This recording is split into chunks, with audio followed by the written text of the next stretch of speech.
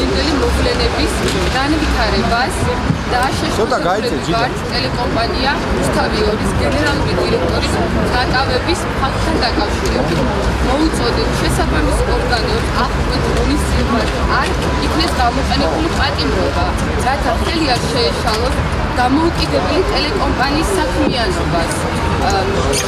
ასევე ჩვენში აღშფოთებას იწვევს ქუთაისში მომხდარი ინციდენტი, სადაც მოხდა პოლიტიკურ ოპონენტებზე თავდასხმა, ასევე პრეზიდენტზე და მის ესკორტზე. მოვუწოდეთ საგამოძიებო ორგანოებს მოახდინონ შესაბამისი რეაგირება და კანონის სრული სიმკაცრით დაისაჯონ აღნიშნულ ფაქტში მონაწილე პირები.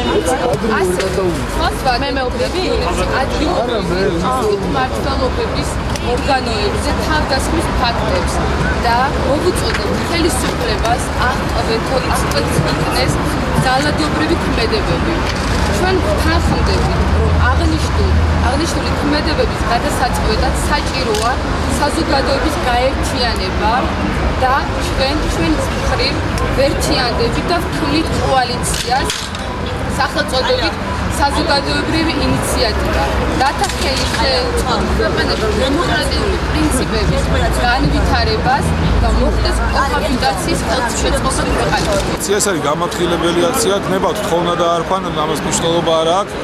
შეწყდეს ის ძალადობა, რაც მიმდინარეობს თვითმმართველობის ორგანოებზე, მედიაზე და ყოფილი თანამდებობის პირებზე.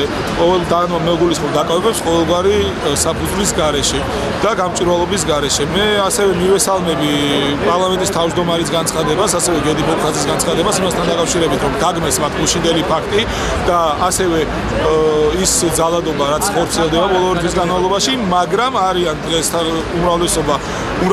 უმრავლესობა დღეს იმ ადამიანების, ვინც თვლის, რომ ის ფიზიკური ზეწოლა, რაც გუშინ განხორციელდა, ის დაკავებები არის სწორი და რომ ამ ხალხს აქვს ამის უფლება, ვინაიდან 9 წლის განმავლობაში მათ რაღაც ბოღმა დაუბრუნდა. შემდეგ რაც ქართული ოცნება მშვიდობიანი გზით მოვიდა ხელისუფლების სათავეში, ქართულმა საზოგადოებამ ვერაფერი ვერ დაინახა იმ დაპირებებიდან შესრულებული ან შესრულების მცდელობაც კი, რომელ დაპირებებსაც იძლეოდა ახალი ხელისუფლება, შემყოფი ადამიანები იძლეოდა. მთელი ის ძალადობის გამოვლინება, რომელსაც ადგილი აქვს რეგიონებში ქართული ოცნების გამარჯვების დღიდან. თავდასხმები ადგილობრივ თვითმმართველობებზე, ზეწოლა ადგილობრივ ხელისუფლებაზე და გუშინდელი ძალადობა უკვე თავდასხმა ქვეყნის პრეზიდენტზე და პარლამენტის წევრებზე.